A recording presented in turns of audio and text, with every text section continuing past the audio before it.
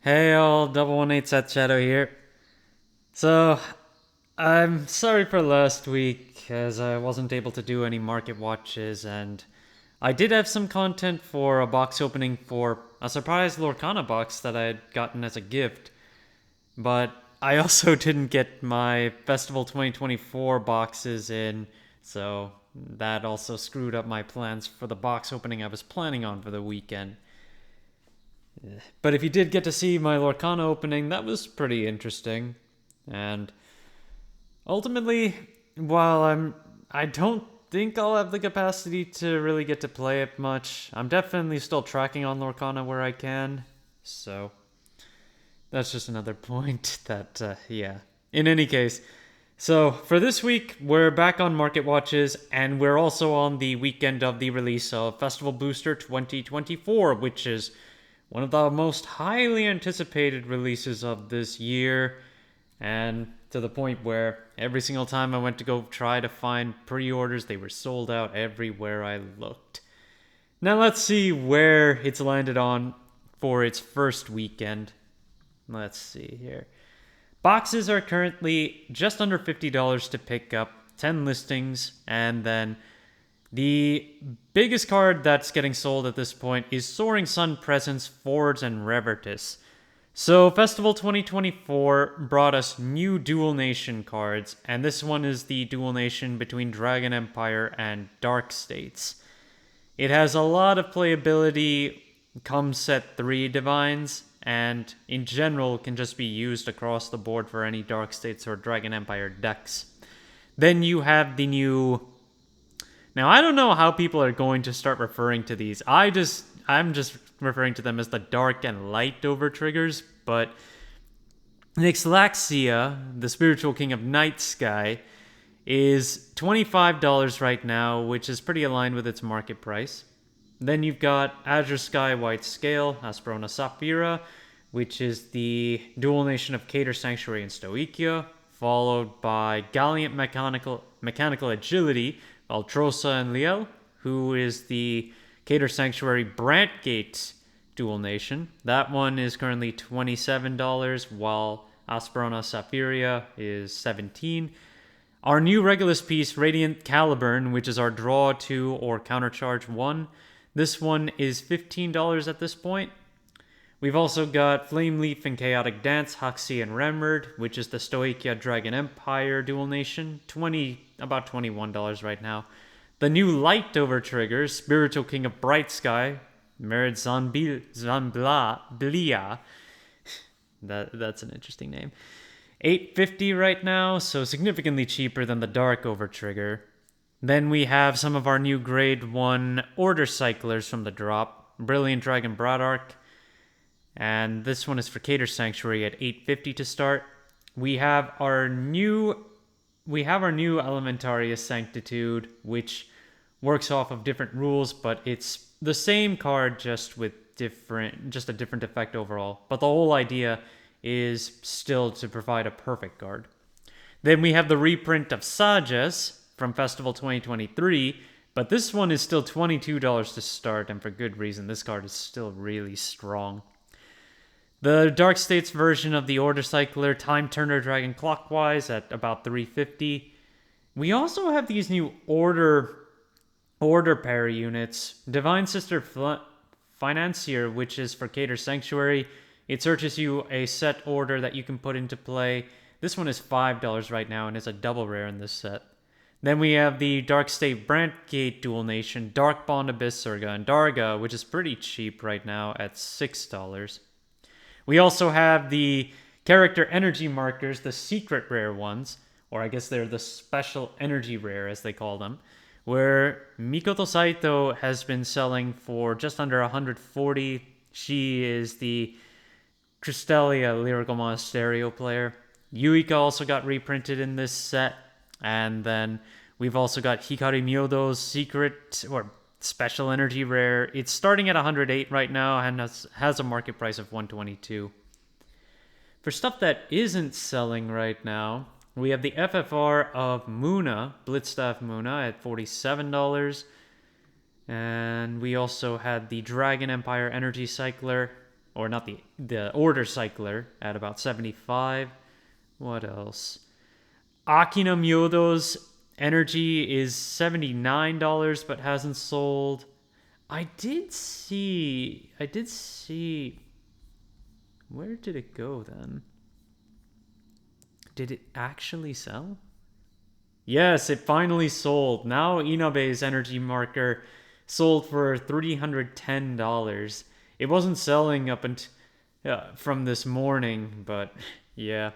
Some of the other ones that are available include Taizo's, which is currently $64. You've got Masanori's at about $79. Yeah, there's still a lot to pick up in this set. But I would say there are a fair amount of duds to pick up as well. And given that this is an extra booster, remember that it only comes with 10 packs versus the usual 16, and each pack only has 3 cards in it as well, giving you an overall lower amount of cards. With the overtriggers being discussed, I wanted to take a look back at the Fated Clash reprints of our blue and red overtriggers. Idios Faro, which is the blue overtrigger, is still selling for just under $20, and the market price is still there too, and it has been selling recently for that price point. It's still widely available at $20, and with the second printing of Fated Clash coming, we should still see a drop-off on that. Walnut, which is the red overtrigger, has a price of about $11 and a market price of close to $12.50. This one has also been selling at that same price point recently and has a lot of copies available around $12 at this point. Some other thing about Festival 2024, and this one I haven't confirmed, but I'm pretty sure it's the case after seeing all this.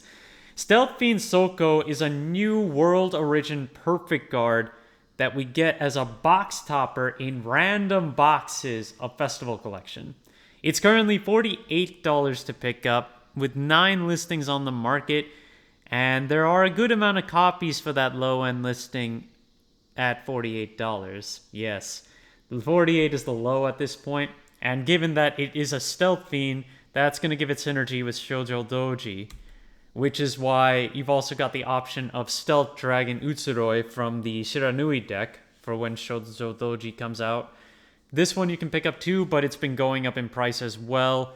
The card has been selling recently, and there's only 1 listing left on it at $12 with only 1 copy. So, yeah, that's a thing.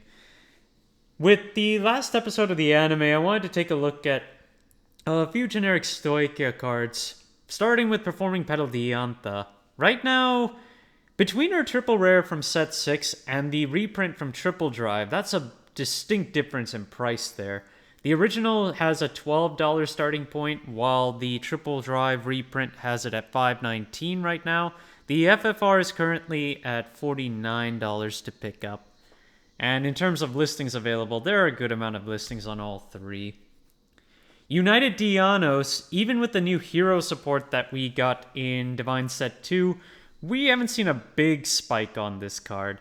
It's currently just under $7 to pick up with 4 listings available, and it has been selling recently around 6. However, between these 4 listings, we only have 9 copies that are actually available on the market, and they end up going up to $10 where it's mostly consolidated. Seabreeze Abduction, which is a rare from set 4, has been going up in value for the last few months and now has a base price of $3. The market price on it is $1.49, and it's been selling, let's see, because we got $1.25 sales and we've got $3 sales, so it's been selling in between those. I guess whenever we have it any lower than 3, they just kind of get bought up and then they get bought for 3 again. But this card just keeps getting more attention as we keep going with Stoichia. Varia Flower Nectar Courtier is also running out of listings on its double rare. This is also from set 2. It's the grade 1 that allows you to pitch a card to put an order from your deck to drop and then play it from the drop. But the thing about this one is only the double rare is low on listings. The silver rare is still available for $3 to start, and the FR is available for $2.50, which are both around the same price as the double rare right now. So you might as well take a look at the higher rarities, given that the double rare, which is the lowest rarity, is the one that's getting bought out right now. Genosula also got bought out, and now the price has increased from around a market price of under $1.40 to $2.54. And so the card is now available for $8 plus and keeps on going up for its triple rare. We don't know for sure if Genosula will have full synergy with the new Infinity Divine unit, but this is probably just a knee-jerk reaction given that we know back row attacks are possible. Kega, which is a double rare from set 4 as well, is another one to keep your eye out for. Still very cheap to pick up. 28 listings, market price is 37 cents, but it is seeing more sales recently at closer to $1, and we're seeing most copies are available for 50 cents, and then they just keep moving up from there. I'd just keep your eye on this one, given that it does see a bit more play with newer cards that are coming out from set 3. Selfish Engraver's another one to keep your eye out for, especially now that we also have Barrow Magnus's new reveal. And this one has also been selling recently for about 50 cents. And they're consolidated just around that, more around 60 and 70 cents. So it's going back up. And it's a common from set 1 with a foil. And this one used to be a lot bigger, given that it was one of our best counterchargers. We've also got Imgrar, which I'm going back to because we're in the mid of July now, and despite the fact that we got more of these on the market, they're still constantly getting bought at the $30 rate, and then they'll still get bought every so often around $40, $45. And listings are still kind of low. They're consolidated more around $50, and there's a lightly played listing with them at 42s right now. So Imgrar, that one is still pretty expensive to pick up if you're trying to build Eva, but Poison in Paradise Eva itself, which is our last card for today, is actually really cheap to pick up. I mean, it's still higher than before the hype all came up for this card, but it's not that much higher. Now you can pick it up for $4, even though it was above $10 for some time, especially on its market price. The market price is now $5.42, and listings are widely available for $4, $3 at this point. So ultimately, Imgrar is probably the biggest investment you need to make when playing Eva. Otherwise, a lot of the other cards are not too bad in terms of price. Thank you guys for watching. If you liked the video, please like and subscribe if you haven't already, and I will see you guys later.